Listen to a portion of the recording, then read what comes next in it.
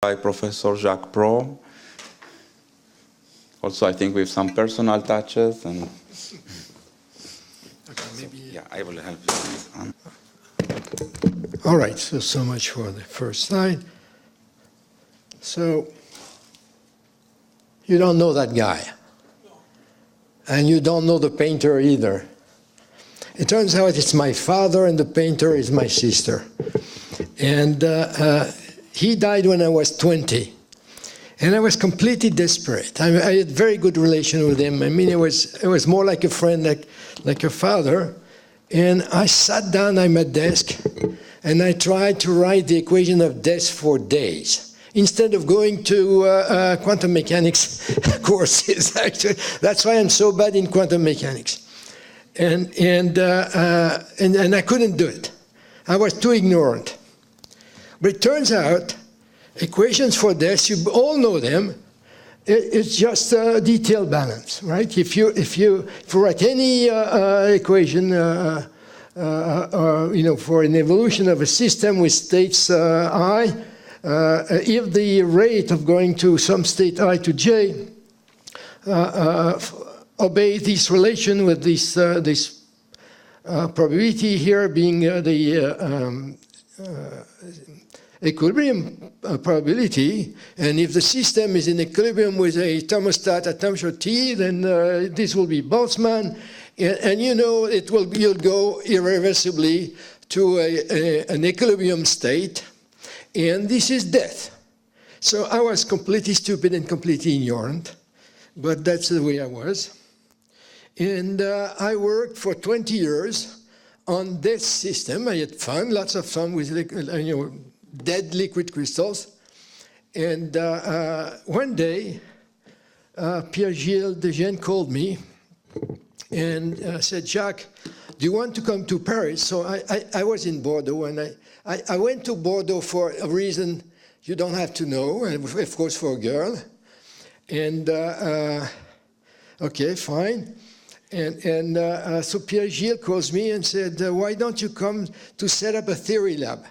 There hasn't been a theory lab at TSPCI, and I want to set up a lab, but not, formal theory. I want theory with someone who knows experiments. And as Misha said, I started by doing experiments.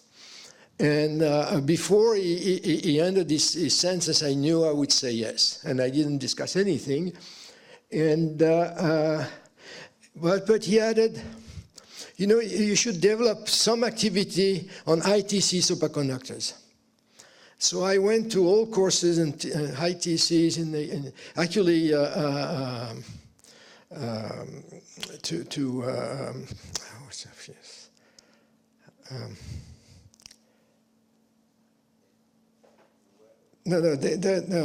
our friend from here.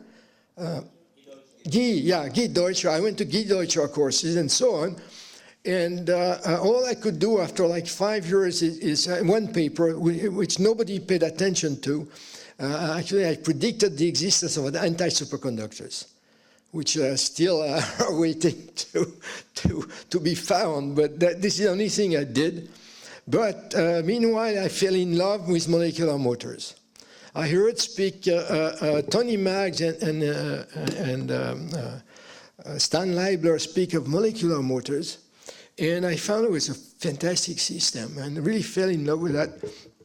And my first reaction was to say, well, I know from Pierre Curie that if you break symmetry, spatial symmetry, and if you break time reversal symmetry, then you put anything, you should move. But of course, that doesn't tell you much more. And we came up with Armand Ashdari, and I've talked with Luca Pelletti after some time, with a very simple description in which we assumed that this motor could exist in two states. We didn't know what the exact shape of the interaction potential of the motor with the filament was, but it had to be periodic because these guys were periodic. It had to be polar, and we could assume that it would transition from one state to the other and back. And once I tell you that, if this transition rate were to obey detailed balance, we would not be in business. It would still not move, right? And I think it was understood from Shmolukowski, I think you already understood that. So we needed to break this death relation. And since it's known that motor hydrolyzed ATP, so we assume there was one track with a thermal track for going from one state to the other, and another track where you need ATP. And assuming that you have exponential relation with the chemical potential of ATP and the products. And if you do that, you can look at the difference between these two guys here and put it in such a shape that you evidence the importance of the chemical potential difference between the chemical potential of ATP and of the products here. And this will, and for the whole of the talk, I will assume that this chemical potential difference is non-zero, and this drives the system out of equilibrium. And it's one way, I mean, molecular motors are some kind of living guys because this guy is different from zero. And so it was very naive description. We could, one consequence was say, suppose that one of the state is the interaction potential is essentially flat. The other state has this corrugation, this polar corrugation, and you switch back and forth between these two guys, it should still move. And of course, the community spent lots of time showing that you had two heads, that the motor was essentially walking, and it's beautiful work, wonderful work, but and that we can also have in our description. But our description was implying that single-headed guy should also move. And a few years later, Okada and Hirakawa showed, they did very beautiful work, and I discussed with Okada recently, actually 2 weeks ago, and he told me he was inspired by our paper. They managed to modify a little bit the motor in such a way that you did have this flat state. And so the motor, of course, is not as good as a two-headed motor, but still it goes 5 times slower, but it's non-zero. And they could, it was processive over enough distance that they could measure it. Anyway, okay, more interesting, you can show the difference between these motors and Carnot engines. And it's, some people still have the impression that the efficiency of such motor is highest if they move very slowly, so in quasi-static motion, type of motion, but that is wrong. In quasi-static type of motions would be here, so you produce no work because you basically don't move, but you consume chemical energy. So efficiency is exactly zero there. And it's maximum somewhere in between, and you find by putting reasonable numbers, you can understand why these motors have like 60% efficiency and so on. So, and there's another thing you can understand is why rotatory motors can work as both as ATPase and ATP synthase, while linear motor cannot. It's just a matter of order of magnitude. Okay, but the most interesting piece actually is when you have many motors.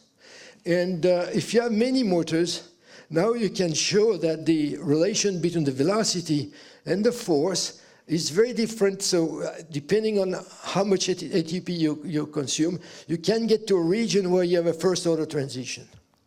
And I won't tell you the name of the guy, but a famous guy for single motors, I was explaining this, and he told me, Jacques, if you want to get me interested, do some calculation about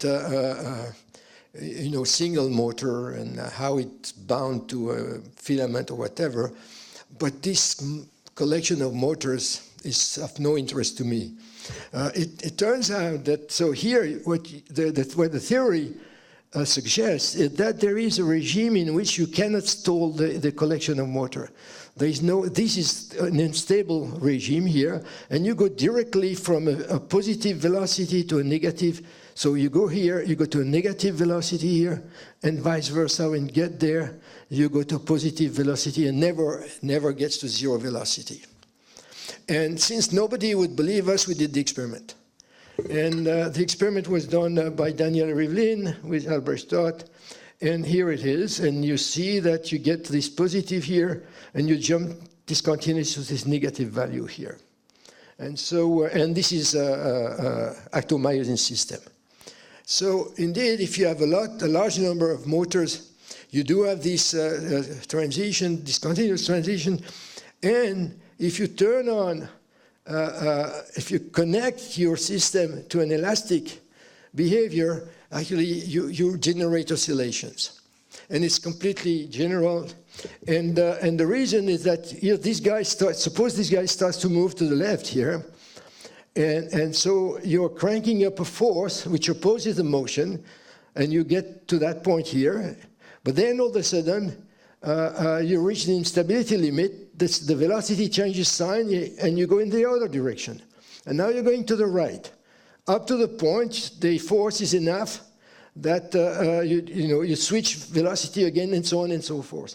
So you get oscillation, and this kind of behavior is behind oscillation of insect flight muscles, where they oscillate spontaneously without any nerve signal. It drives you the understanding of the flagellar beating, and eventually to you can show that in that problem the Hopf bifurcation, and hearing is completely governed by the existence of a Hopf bifurcation. You have 16,000 cells which are poised to Hopf bifurcation. And if you don't understand that, you don't understand anything in hearing. There are lots of other problems, even in flagellar beating, there are lots of connected problems, but that's a basis. And so much for molecular motors, but then some friends told me, Jacques, you're having fun with molecular motors, but it's not really serious. You should really learn biology, and you should go to a place where you can learn biology instead of having quietly fun at the SPCI. And I listened to them, and I moved to the Curie Institute. And for the first time in my life, I started to try to have strategy. Up to that point, I had always, gone to whatever was fun to me, and not tried to do something more coherent. And there, the most interesting lab for us at that time was the cell biology lab, which was a new, it was 2 years old, and there was a lot of enthusiasm among the biologists, and same for us, I would say. And so if you look, and we cannot, by training, get into real details, but we know about dynamics and mesoscopic system. And actually, I used the word mesoscopic at Curie, and I was killed by the biologists at that time, and now they use it. So the main players for the mechanics and for the dynamics are, of course, the outer membrane, plasma membrane, which makes it the boundary between exterior and interior. You have here a small layer which is full of actin and myosin, and they call the cortex. I will not speak of microtubules that you see in green here. I will not speak of the nucleus. So the idea was to learn, things about the membrane, things about the actomyosin system. So, and then maybe, since at the Curie Institute, whenever I was presenting the activity of the lab to the review committee, I had to pretend that one day it would be useful to understand cancer.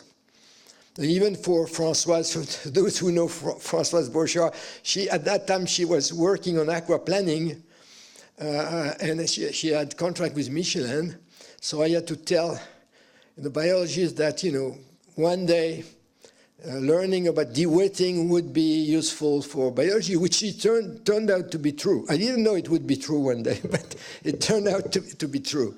Anyway, so at some point we would have, like to be able to say things about tissues. And first we started, so I will speak a bit about membranes. And so there was already a very extensive corpus of knowledge on membrane at equilibrium. I mean, like Wolfgang Efrich, Misha, Avinoam. I mean, they did a lot of things. And there was already a lot of things which were known for equilibrium membranes, a beautiful physics. So what I want to do is learn a bit about what I call active membranes. So what happens if these membranes have pumps? So, they hydrolyze ATP. So what is the life, side of it? And is there any importance to that? And of course, what is the interaction of membranes with motors? And then I will comment a bit about the cytoskeleton. And we did work with or without motors, but I don't have time to speak about what we did on Listeria. Actually, we learned a lot with Jacques Rabin, who is, I know he's here. Okay, Jacques, Anne, and Cecile Sykes, and Paul Chaikin, and so, but I will not speak of that. Well, maybe I can just give an anecdote. Still with the, so in front of the committees, I took a bet. So we thought that we understood the mechanism and that it involved stresses and so on.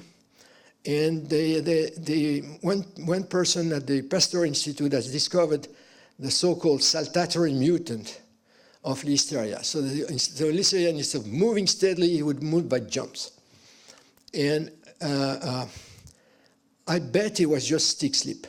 I mean, in physics, we know a lot of cases where you have stick slip. And from all what we had done before, it was clear to me that it was stick slip.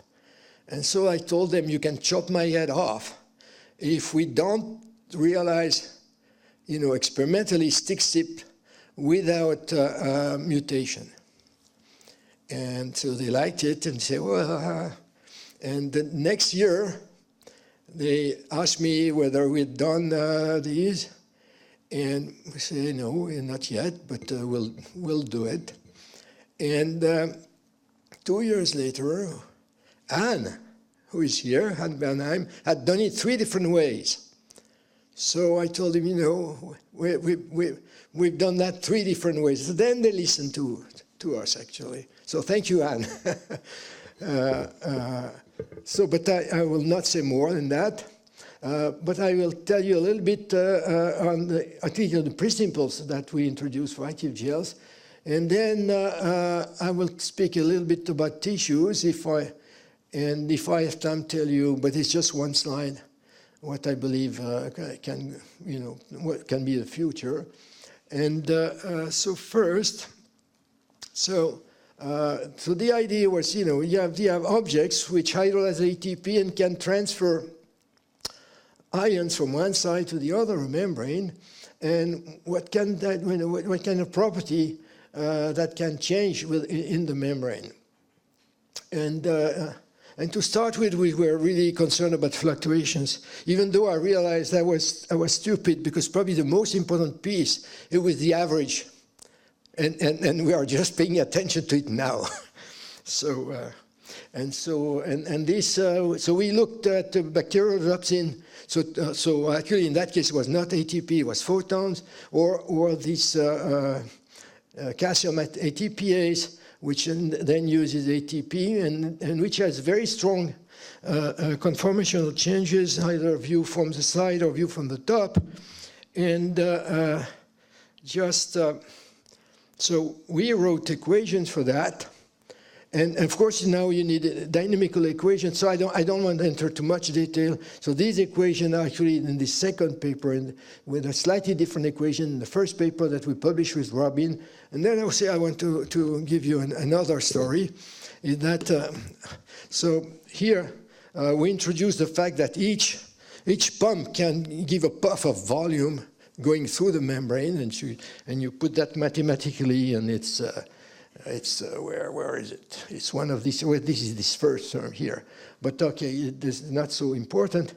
But also you could have conformational changes, which gives you a local force dipole, and then you could also have local curvature sources. And I had done this calculation, but Robin didn't like, because he wanted us just to keep the leading terms. So he suppressed the curvature term. And of course, Near, who is fast and clever, I've seen that, and right away he did it and published it. So good for Near. But and I was stupid enough to follow Robin. Okay, but so we had some prediction about fluctuations, and one of them is that the existence of this guy would give some kind of effective temperature, and so Patricia and with Jean-Baptiste Manville and Philippe Girard did experiments in which you control the tension and you measure the relation between the excess area and tension. And this technique had been introduced by Evan Evans and used to measure actually elastic properties of vesicles. And but here, so the idea is that we know the elastic properties and that we can measure, for instance, if we don't put ATP and then we put ATP and we get a relation between stress and excess area and the new slope here, and that defines actually an effective temperature. And in that case, we could measure an effective temperature with about 3 times room temperature. So it's not a negligible effect, but it's kind of a mundane question. And and maybe more interesting is that we could, with Sriram Ramaswamy and John Toner, show the existence of instabilities by which you could build up protrusion, but also you could predict the existence of traveling waves. So these membranes could propagate waves spontaneously. And it turns out that with pumps, I don't know if they do, but recent work in Sriram's group showed that the equation that we wrote in the case of pumps apply as well if you have the membrane and the cortex below. So, and with the cortex, you see these waves. I mean, you see under the microscope these waves. So I think they are here. And the protrusion, you see also protrusion. So it might be the first germs of protrusions. Okay, so now the next thing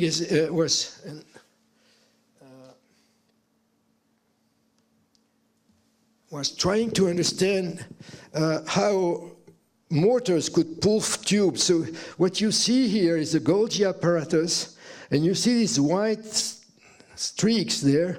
They are phospholipidic nanotubes which are being pulled by motors. And people like Mike Sheets, Jennifer Lepicon-Schwartz had been observing that and doing nice experiments in cells. And here is this video is from Arnaud Echard and Bruno Good from the Curie Institute. And so we wanted to understand the physics of that, and can we do quantitative work on it? And so I'll be very quick about that, but Cécile did a very nice experiment by which you control the density, motor density. You know exactly what you've been putting on, say, giant vesicles, so you know the density of these motors. She measured the diffusion constant of these motors when they are not bound to the microtubule here. You know the relation between force and velocity of the motors. You know also how the relation between the, say, force and bound time at the tip. And so basically, within a mean field calculation, you have absolutely no adjustable parameter. And we didn't, and we predicted the existence of a critical density of motors beyond which you could pull motors.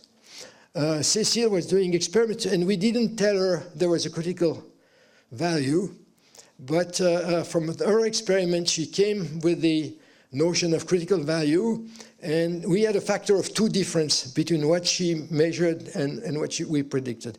And I think it's pretty good without any adjustable parameter. And then we went, we did, and it was a one-dimensional description. Then we went to something a bit more elaborate, which I find is less impressive.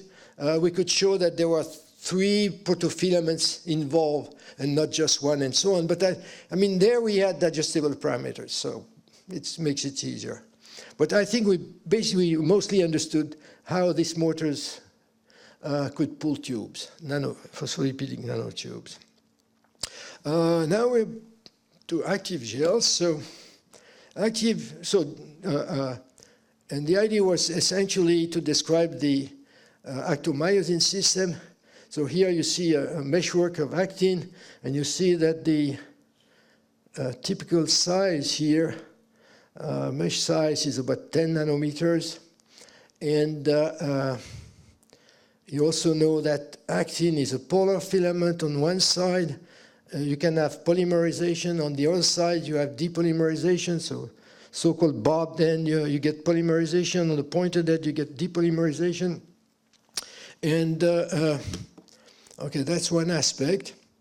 And so the other aspect is that you have bipolar motor filaments, which can take the filaments on one side here, take another filament on the other side, and move the filaments and redistribute the passive cross-link. So you also have passive cross-link in such a structure. And there was a simulation of different kinds where they can understand pieces of behavior, but we wanted a general theory.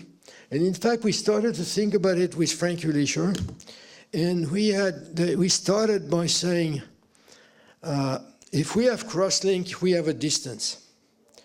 And if we have a distance, we have a metric tensor. But if the distance can be reshuffled by motors, that means that the metric tensor becomes a function of time. And we wrote these equations, and but we could never convince ourselves that we are controlling really the equations. And then reminded me of my youth with liquid crystals, and saying there is a generic way of writing down equations, which is the generalized hydrodynamics. And that's what we did. With 5 of us, with Karsten, Kruse, Frank Ulisher, Ken Sekimoto, Jean-François Joanny, and me. And so the idea is identifying conserved quantities, broken symmetries, and then there is a completely known procedure how to deal with that. And in that case, the only original piece is this, the chemical potential difference between ATP and the products, which I've been introducing at the beginning of the talk. And so there is one new feature as compared to standard stuff that we know, either gels or liquid crystals. And which is this force, which is the chemical potential difference between ATP and products. And you can do that in a systematic way. And there are only a few differences with standard system that we know. And so the main and the most important for us today is this guy here. So this is a stress. So this is the anisotropic part of the stress. Here you have something which is, the shear rate. So the anisotropic part of the shear rate. At small time, this guy is a leader. And so this guy behaves like an elastic body because it's ddt of the displacement and this ddt of the stress here. So the relation between stress and deformation here is stress and displacement. At long time, this guy is negligible, and at long time, it behaves like a fluid, but it behaves like an active fluid. And you see that if I can find boundary conditions such that this guy is 0, the only way I can balance the active term here, and this guy is just the nematic order parameter, is by generating a shear. And I will give an example of that at the end of the talk. This is typical liquid crystal, and basically this is angular elasticity, and let's forget about the rest. So I will just give an example. So we worked out several different experimental situations. I will just give an example related to cytokinesis. And here,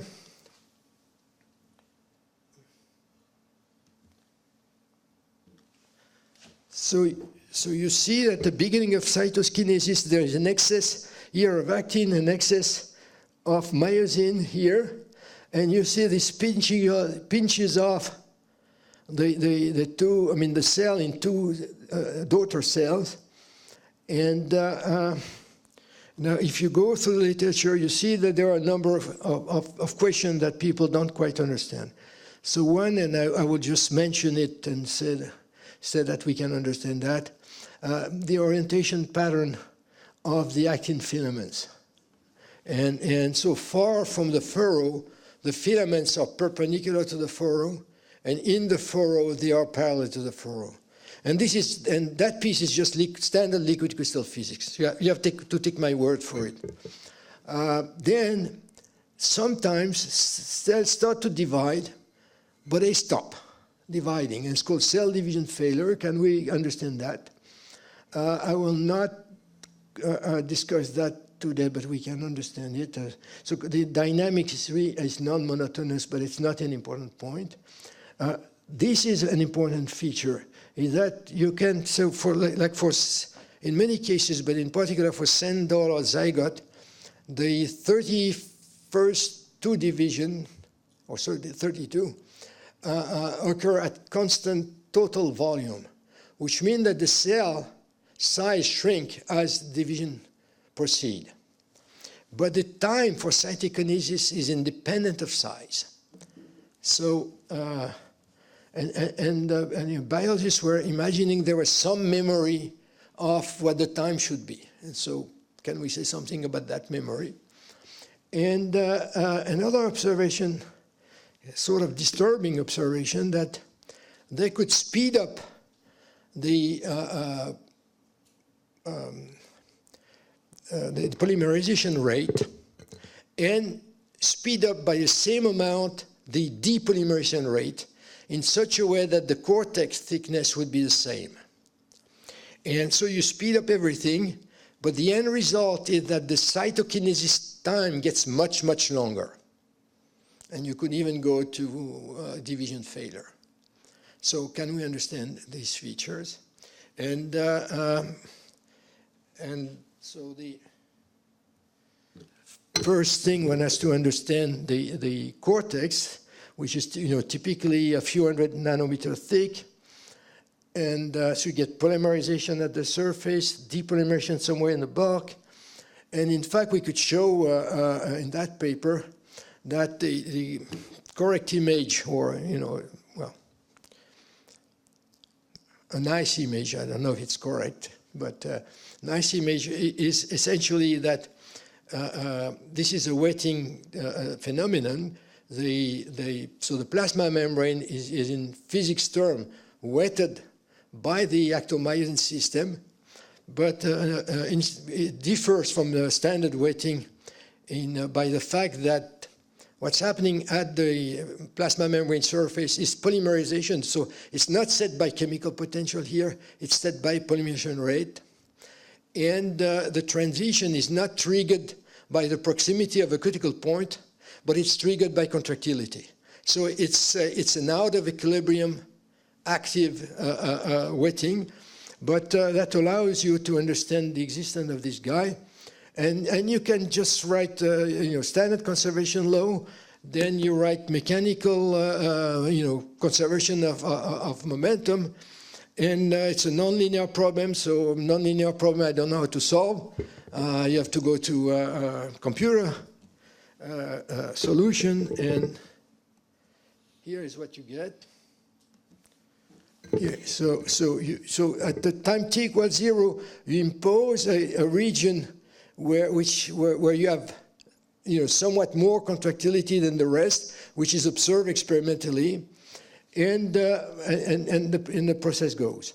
To check the importance of the initial size, one has to remember that biologists have shown that this region where you have excess contractility scales with the cell size.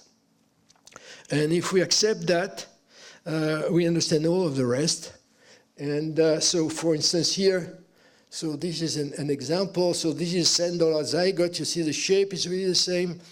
And here, so you see that at time t equals 0, we don't impose much of an excess, but then the excess builds up. So here basically that would be the excess at the beginning. And so I don't know, it is it's like 100% excess there. And then it builds up, and you get this scission in two daughter cells. Now,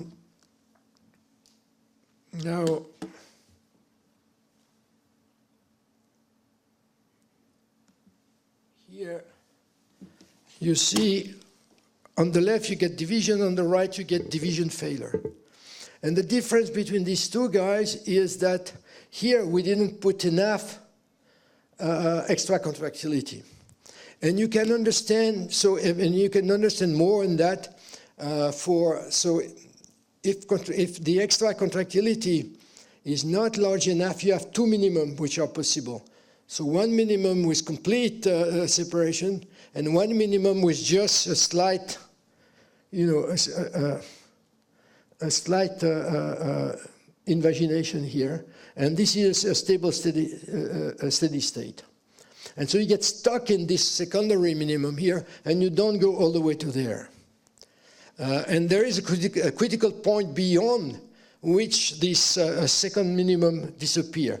So probably what happens during sex cycle, at some point, you get excess contractility, but in such a way that under normal condition, this second minimum does not exist.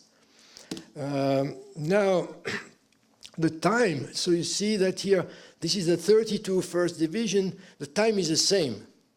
And if we assume that this region where we have excess contractility scale like the size of the cell, we also get the same time. And I feel this is very natural, because then under those conditions, there is only one time scale in the problem. And that time scale is the ratio of the viscosity divided by contractility. And so there's no way you get something else. Now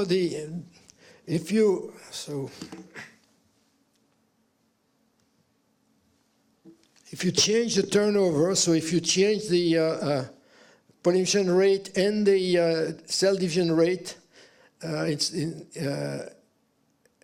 proportionally, so that the cortex is the same, you see here that these would be normal condition, and this is when you speed up a lot.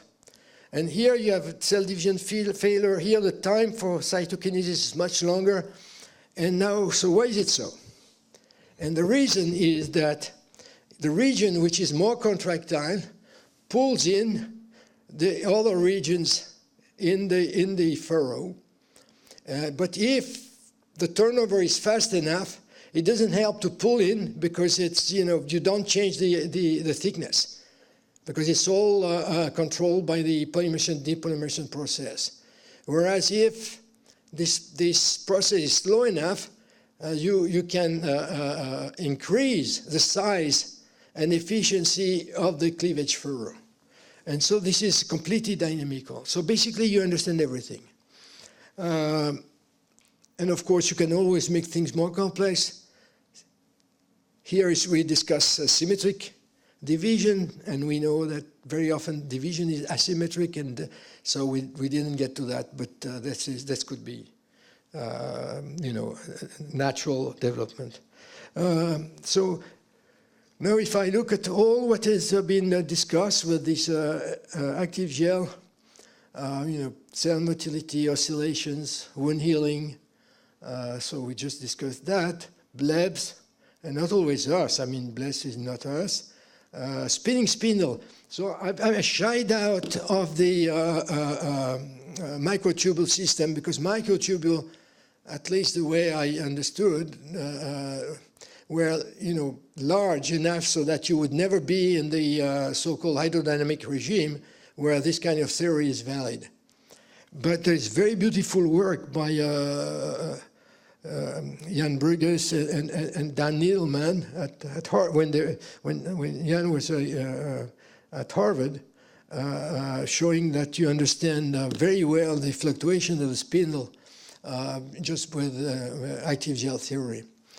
Now it's being used for tissue mechanics, and just give a very quick example, and a lot in developmental biology, and not by us. It's just, and I cannot follow all the papers these days. So now if you're at Curie, like this suggests, you have to worry about tissues. And I explained yesterday how we came to this concept, and I shouldn't say we, I should say Marcus Bazin. And I was happy because I gave him a hard time, because he was calculating faster than the speed of light, and which I never understand. And I told him, why don't we find a point around which we can expand the equation and we can understand what we are doing. And he came up with this beautiful idea that, and which is illustrated here by a simulation done by Jens Selgeti.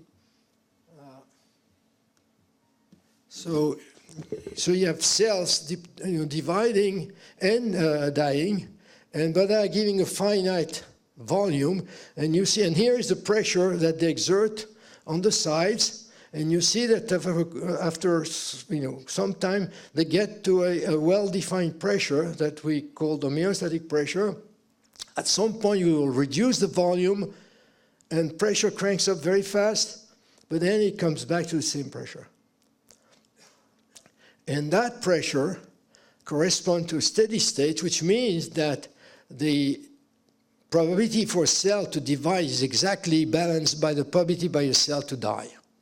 So the division rate and the cell death rate are equal there. And this is a property of the tissue in the specific biochemical environment. If you change anything in the biochemical environment, of course you will change that pressure. And why is it an interesting concept is that suppose you have two tissues and a piston between these two tissues here, and you give them enough growth products, and suppose the homeostatic pressure of this guy is higher than the homeostatic pressure of that guy, and the total volume here is fixed, and the piston can move freely. And now, as the cells are dividing more than they are dying to start with, the pressure cranks up, and at some point the pressure reaches the homeostatic pressure of this guy.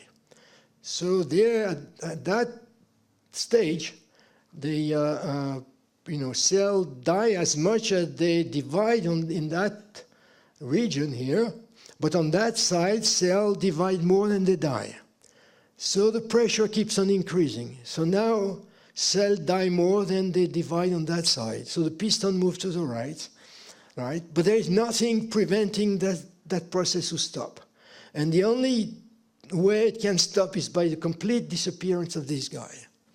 And so one can understand that to discuss the fight for space between different kinds of tissues, one needs to know these values. Of course, the value may depend on signaling. So you may have signaling, increasing or decreasing that homeostatic pressure under given conditions.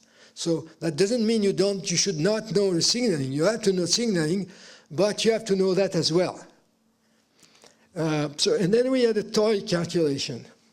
And I'm showing that because this is something we had a great difficulty to publish. It took 2 years to be published in a journal which lasted 6 months. But then the paper which followed were published very easily, but that one was very tough. And so we introduced that notion of homeostatic pressure. And then suppose that you have a tissue of a given size with high homeostatic pressure and a tissue outside with lower homeostatic pressure, and look at it grow. So you can write down equations. But there's a simple way to understand what can happen. So there is a priori a surface tension between the two tissues. I mean, there is, very often an actin network at the surface. And so the pressure difference between inside and outside is given by your Laplace pressure.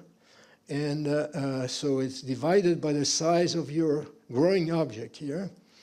And so if the tension is constant, you see that there will be a critical radius. So suppose that the radius is larger than that critical radius here, and so that means that the internal pressure now is lower than the homeostatic pressure of this guy. So cell divides, so the radius gets larger, the pressure difference gets smaller, so it divides even more, and eventually this tissue will invade the whole space. Now, if on the contrary you start with a radius which is smaller than that, that means that the pressure inside is larger than the homeostatic pressure. And now cells are dying here, and basically this guy will disappear. So you would say that if the surface tension is constant, you would say that if the radius is larger than this critical value, tumor will always grow. If it's smaller, tumor will always shrink. Now there's another case.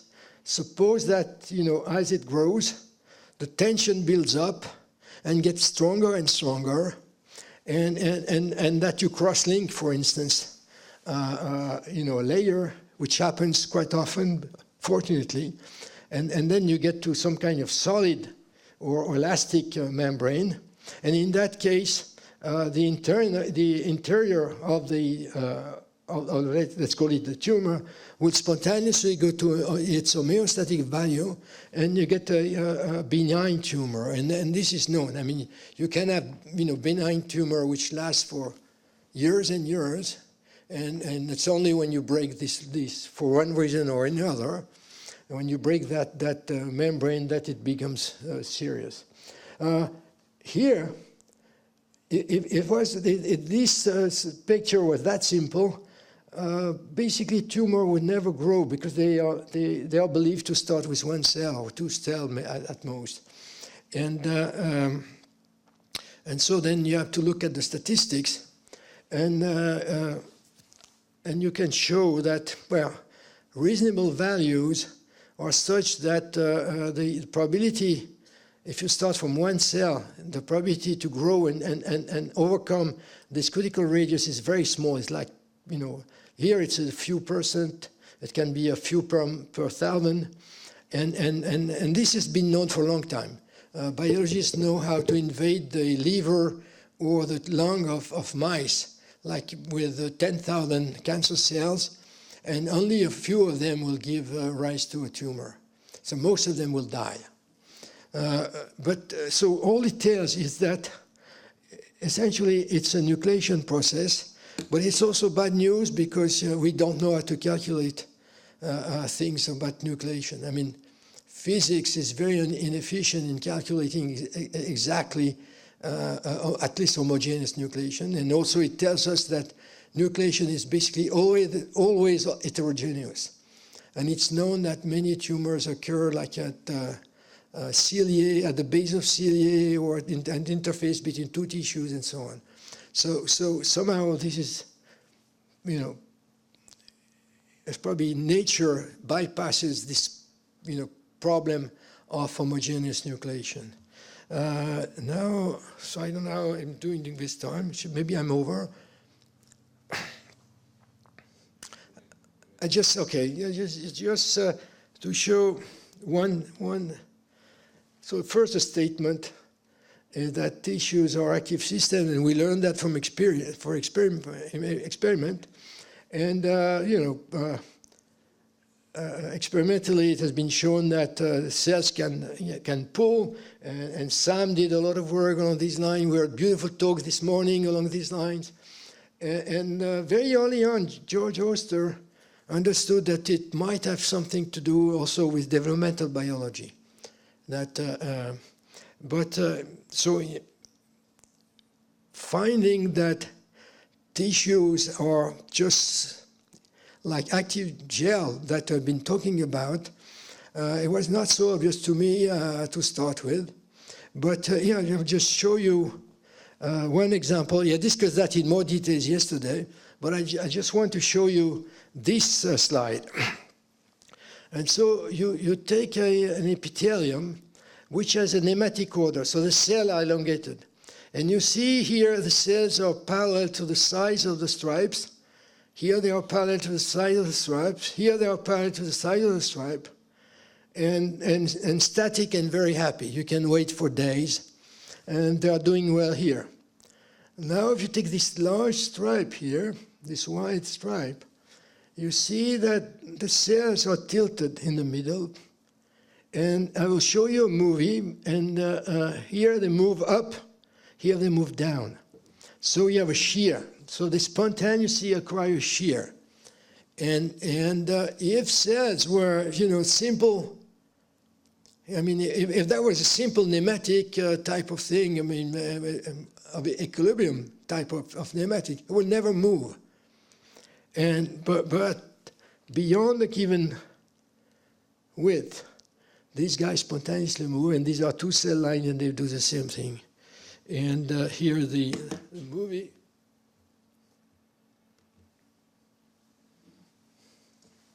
And you see they move up here, they move down here, and they're tilted here. And this is something that we predicted the existence of that transition for active gels more than 10 years ago. And this had not been observed with active gel because it's three-dimensional, it's more complex. But it's a beautiful illustration here. This is an experiment done by Guillaume Duclos and Pascal Silabazan at Curie. And the time, if you look at it, it's about 2 days, right? So it's a slow movement. So but you have to be patient. But if you do it, you can measure, and we can feed the shear and so on. And there are a few differences between a conventional active gel and these tissues. And the main difference is that the cell number is not conserved. So it's the same as I discussed with this homeostatic pressure. So in this experiment, cells divide on the side and they are extruded in the rest of the volume. And this is a feature we found also in 3 dimensions. The outer layer divides a lot more than the inner.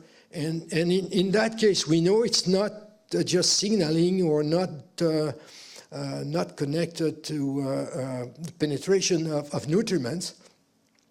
It's really mechanics there. All right, so now what do we miss? Of course, we miss a lot of things. This is mesoscopic or quasi-macroscopic description, essentially based on symmetry. So on one thing, it tells us it's robust, because you cannot fool with symmetry. But in another sense, it's a bit weak, because you don't know the details of the mechanism.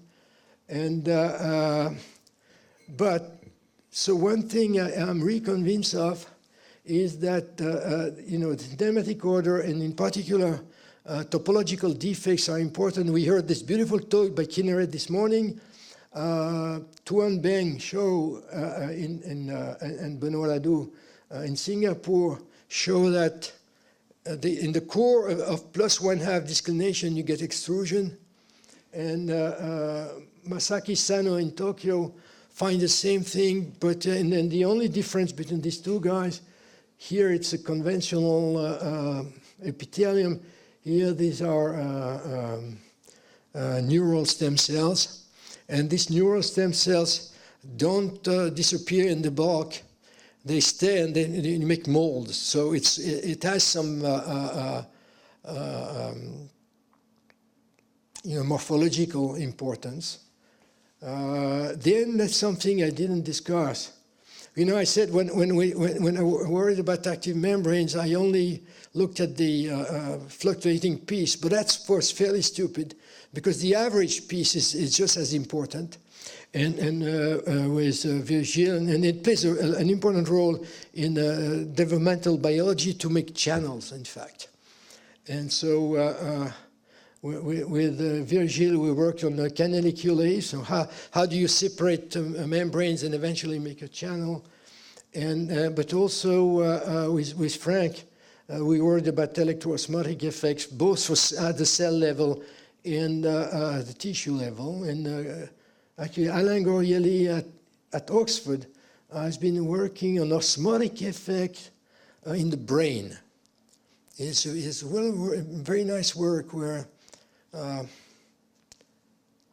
actually, I don't resist telling you this story.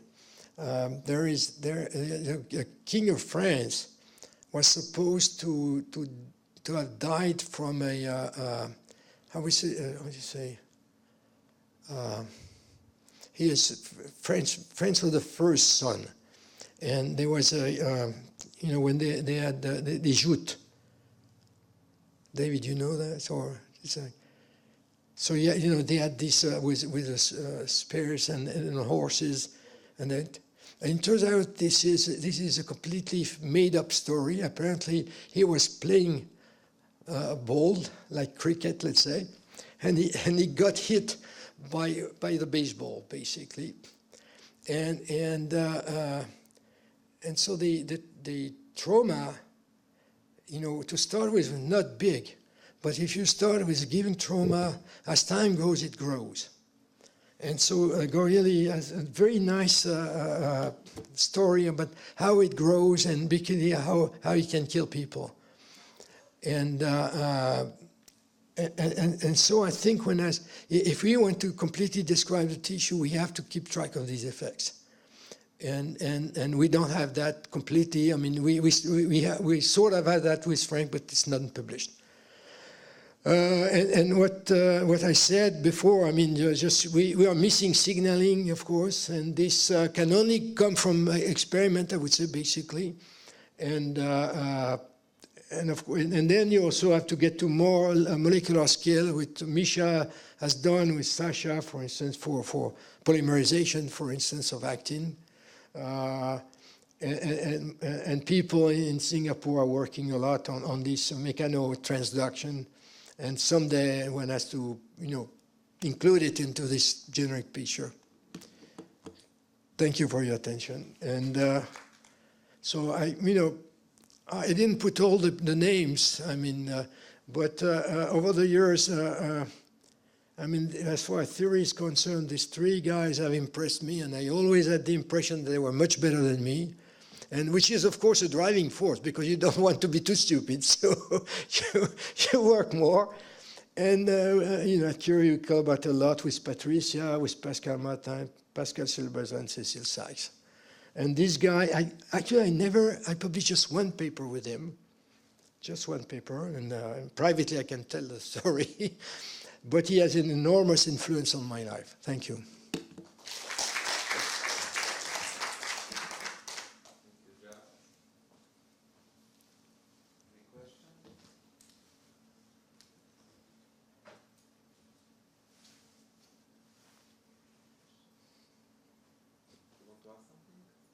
In the framework of this theory of that experiment of Sackler, Yes. so do you have chirality,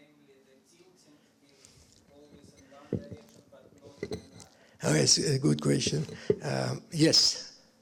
Yes, we do, but also we know this term is extremely small.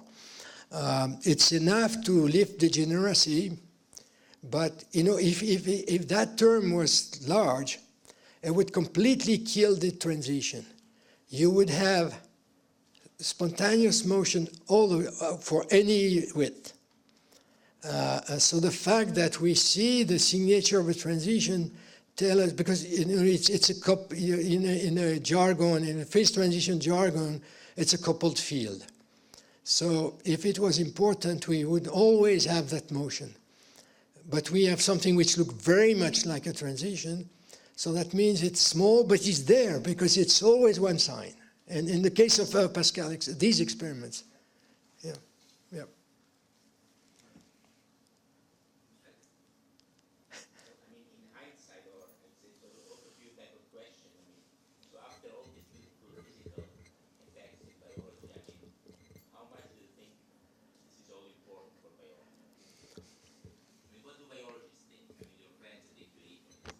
So my friend believes it's important. If I discuss with Daniel Louvard, he believes it's important. If I discuss with Michel Bornas, same. I mean, there is, I forgot actually. Here, I did not comment on that with Daniela Vignevis. So Daniela came to us, and she looks at the growth of tumors.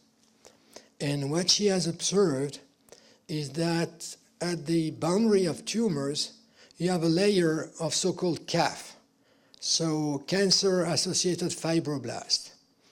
And this layer is a nematic layer.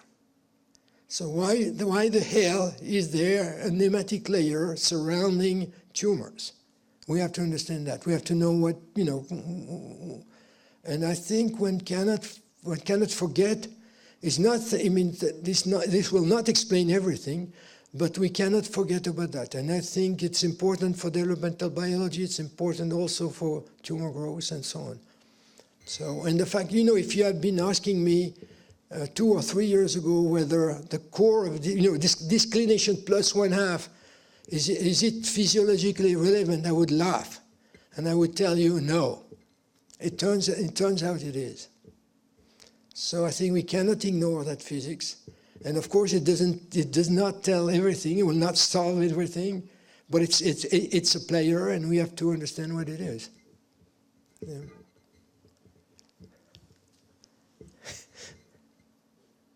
One would need to guess what is the major player that controls the homeostatic pressure of the cell. What would it be? Would it be the cortex of the happy, the other parts of the...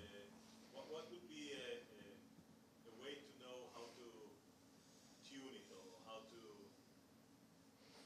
To be honest, I don't know. We have, I think we are not doing enough experiments. We would have to do experiments, change the... No, not me. I mean, okay, all of our friends, doing experiments on steroids, they all disappeared from Curie in 3 months. For different reasons. They got positions elsewhere. They PhD student went on postdoc at Berkeley and so on and so forth. But okay, now there are many. One guy is in Grenoble, the other one in Bordeaux, and we still collaborate.